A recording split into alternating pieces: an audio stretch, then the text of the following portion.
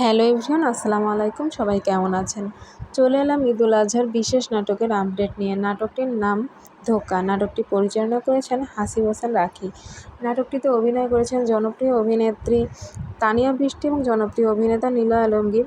তাদের এই নাটকটি ধোঁকা নাটকটি আপনারা দেখতে পাবেন বাংলা ভিশনের পর্দায় ঈদের তৃতীয় দিন দুপুর 2টা 10 মিনিটে। আমি আবারও বলছি, তাদের এই ধোঁকা নাটকটি আপনারা দেখতে পাবেন ঈদের তৃতীয় দিন দুপুর 2টা 10 মিনিটে বাংলা ভিশনের পর্দায়।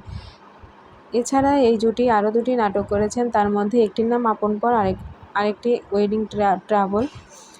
তো তাদের এই ঈদে 3টি নাটক আসছে, আপাতত এটাই জানা গিয়েছে। পরে আপডেট আসলে অবশ্যই জানিয়ে দেবো। এছাড়া নিলয় আলমগীরের ঈদুল আজহায় মোট 27টি নাটক আসছে।